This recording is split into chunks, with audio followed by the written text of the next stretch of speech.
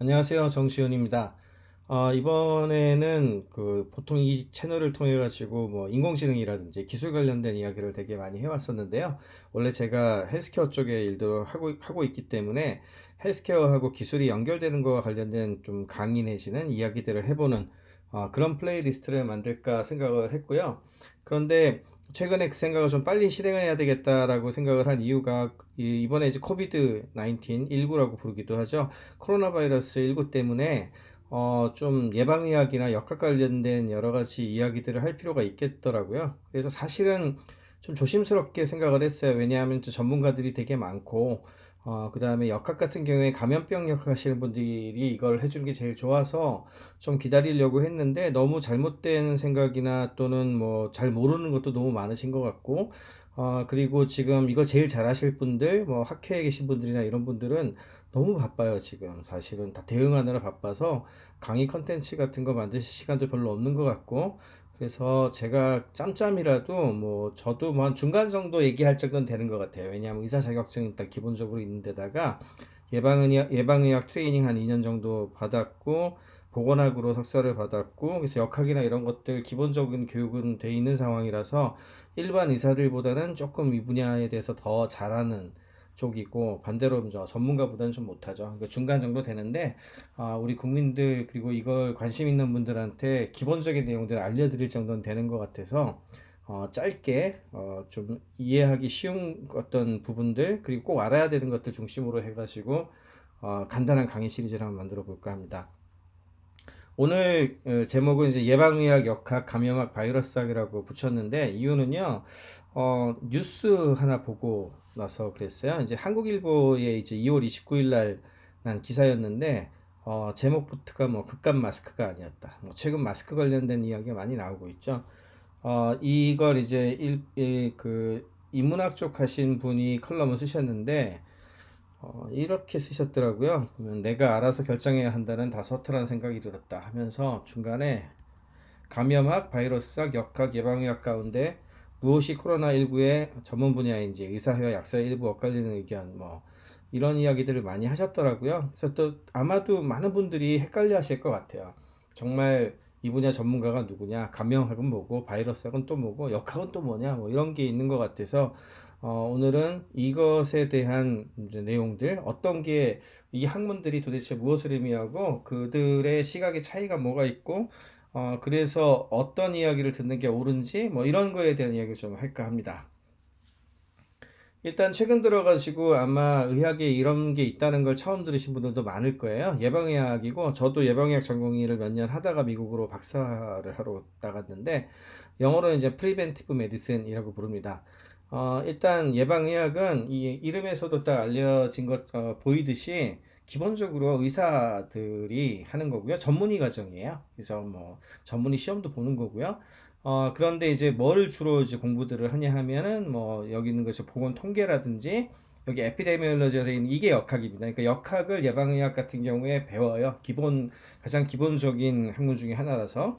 그 다음에 뭐 헬스 서비스에 대한 계획이라든지 뭐 평가, 그리고 보건 관리, 연구 뭐 이런 것들을 하는 거고요.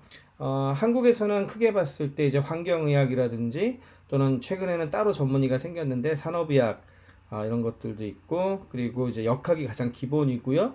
그리고 저 같은 경우에 이제 보건관리학 쪽을 조금 더 세부 전공으로 하고 있었고, 뭐 이렇게 내부에서 또 조금씩 또 나뉩니다. 아, 역학 같은 경우에는 그럼 뭐냐? 역학은 이게 이제 에피데미올로지라고 하는 게 영어 원문이고요. 흔히 역학하면은 기계공학에 계신 분들, 기계 힘의 학문 뭐 이걸 생각하시는 분들 많더라고요. 근데 이제 최근 이야기하는 역학은 이 에피데미올로지고요. 이 역학은 이제 질병에 대한 학문인데, 질병 그 중에서도 파퓰레이션, 특히 이제 흔히 얘기하는 이제 한 사람의 환자에 대해서 질병이 어떻게 발전을 하고 뭐 이렇게, 그래서 그 질병이 왜 걸리고 이런 걸 이제 병리학이라든지 이런 데서 다루는 건데, 이게 집단에 대해서 다루게 되면 이게 역학이 되는 거고요. 그 다음에 질병의 컨디션이라든지 건강 상태 이런 것들을 결정하는 결정 요인이 뭔지, 그리고 패턴은 어떤 건지, 그리고 확산이 어떻게 되고 who, when, where라고 하는 이제 기본적인 부분들. 그리고 또 한 가지는 탐정처럼 많이 얘기가 되죠. 역학조사관 이런 얘기 나오듯이. 그래서 질병의 원인이라든지 질병이 어떻게 확산됐는지를 찾고 대비하고 뭐 이런 것에 대한 학문들을 역학이라고 불러요. 그럼 역학과 예방의학 관계는 뭐냐?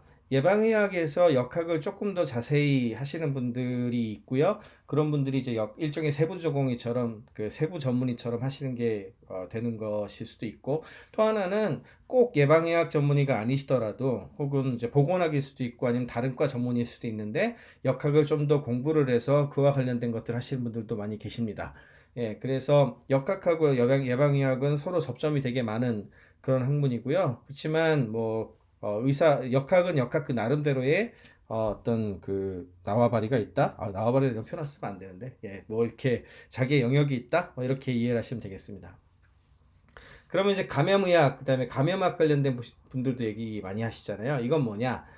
이제 영어로는 Infectious Disease Medicine이라고 부르는데, 이거는 내과의 세부 전공 분야예요. 그러니까 내과에 가시면 소화기 내과 이런 거 있잖아요. 그런 것처럼 감염내과 따로 있고, 감염의학은 이제 감염내과와 관계된 거고, 이제 주된 타겟은 이제 감염에 대해서 진단하고 치료하고 관리하고 이게 감염의학의 분야입니다. 이제 역학하고 이제 차이점을 이야기한다면 공중보건이라고 부르죠. 집단을 대상으로 하는 부분들에 좀 초점을 맞춘 게 역학이라면, 감염의학은 아무래도 내과이기 때문에 질병의 진단과 치료에 조금 초점을 더 맞춘다 이렇게 생각을 하시면 되겠습니다. 서로 이제 바라보는 그 관점이 좀 다른 거죠.